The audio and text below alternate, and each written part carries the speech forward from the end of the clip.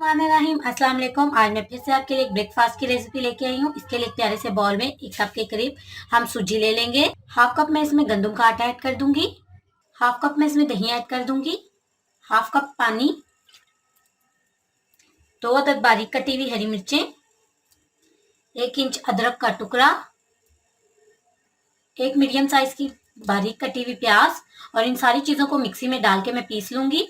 इसे मैंने मिक्सी में चलाकर ले लिया। ये थोड़ा सा गाढ़ा सा है तो इसमें हम थोड़ा सा पानी ऐड कर देंगे। अब मैं इसमें बारीक कटा हुआ हरा धनिया ऐड कर दूंगी। 1/4 टीस्पून बेकिंग सोडा, स्वाद अनुसार नमक ऐड कर देंगे और सारी चीजों को अच्छी तरह से मिक्स कर लेंगे।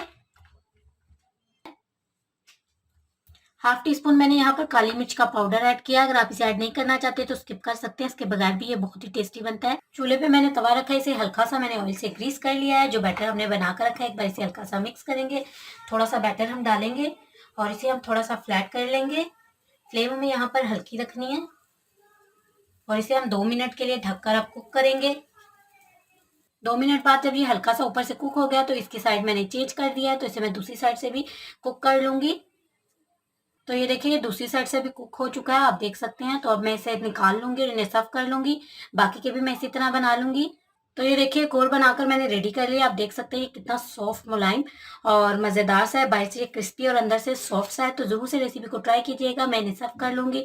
अच्छी लगती है तो आगे ज्यादा से ज्यादा शेयर कीजिएगा, लाइक कीजिएगा, कमेंट जरूर किया करें और रेसिपी को शेयर किया। चैनल को सब्सक्राइब करना बिल्कुल मत भूलिएगा। Thanks for watching.